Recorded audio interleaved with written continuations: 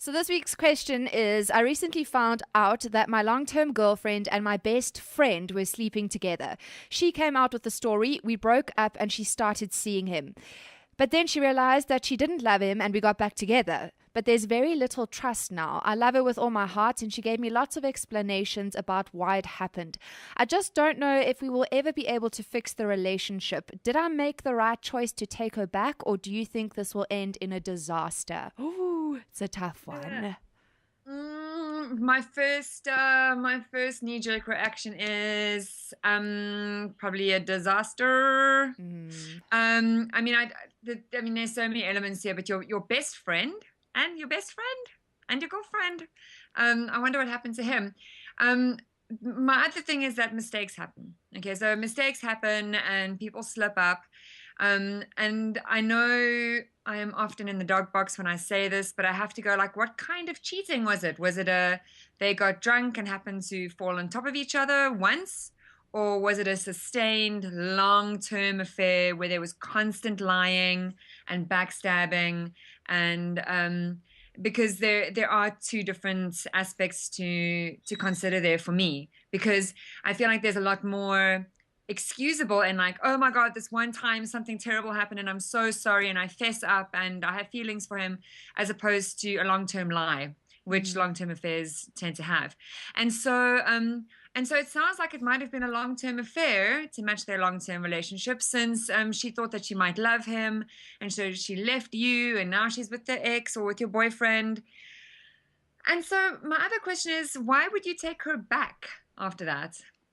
Like, what in your relationship and what in her excuses was compelling you to believe that what she was saying was true after she had lied for so long? And then the other questions about the relationship, like, where was your relationship at to begin with? So if you're going to look at a relationship getting better in the future, you first have to fix some kind of idea of what it was like that messed it up in the first place. So the question isn't like, can you trust her? I'm not really sure you can, but can your problems that you had before actually be fixed so that there is something to build on for the future? You know? I get what you're saying. So why did this actually happen to start with?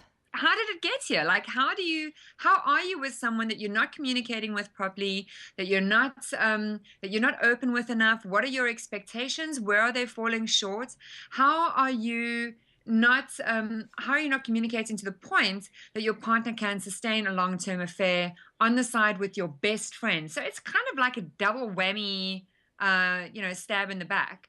Um, and so and so my feeling is kind of like it leans a little bit more towards disaster, because the work it will entail on your part to be able to move this relationship forward is a lot. And then the work that you will need to do with her to kind of get to a point that is kind of workable is even more. So we have to kind of start weighing up. Like, I know you love someone with all your heart, but I can love red wine with all my heart and lots of chocolate, and I don't go shoveling it into my face all the time. Heroin, I'm sure, is amazing, but we don't mainline it because it is bad for you. And I think the same sort of thing happens with people sometimes. A bad relationship is bad, and so you can love it, but you need to pack it up and put it away and meet someone who is actually going to treat you with respect and not lie to you, and get better friends. Oh my God, get better friends. What is up with that? Your best friend? That's exactly what I wanted to say, from both sides, from the guy and from the girlfriend. What kind of girl goes for the best friend? And as for the guy going for the girl when it's your best mate's girlfriend, that's Right, ridiculous. right. And so, and so I also have to question about how you, reader, are choosing the people who are close to you. Where does your best friend fit into this? Is he still your best friend? What capability or culpability does he hold in this? Are you still talking to him? Because if you're no longer friends with your best friend, then you shouldn't be getting back together with your ex-girlfriend. Yeah, You that's understand what I'm true. saying? So there needs to be kind of like both relationships were kind of sucky and we're out of it now. And also, how did it all start? I mean, for you Right. to end up, whatever may have happened, we don't know, but how Okay. did it all get to that point that it actually happened? Right. And so sometimes, and I think this is where people kind of disagree with me. We kind of want to look at affairs and say, well, and indiscretion is bad, full stop. But I think that there are spaces for things going wrong and for lines being blurred. And so, like, did it happen? Yeah, did it happen at a party, or was it a long-term thing?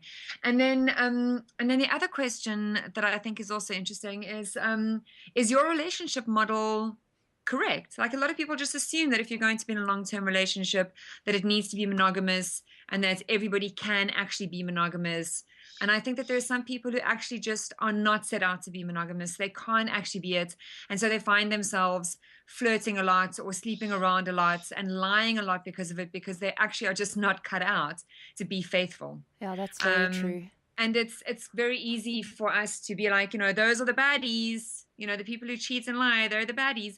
The lying is the bad bit. But I think we also need to get realistic about what is possible for us in relationships. And sometimes monogamy is actually not possible. And then what you need to do is find a partner who's going to be okay with open relationships or polyamorous relationships. And those relationships are available. But don't try and make someone who is not monogamous, or don't expect it from someone who is not. So I think there are a lot of questions you need to ask you that aren't just about like, whether your relationship can survive in the future. It is looking at what got it to where it was in the past and who you're choosing to relate to, both best friend wise and girlfriend wise, and then to find out what your expectations are about your relationships.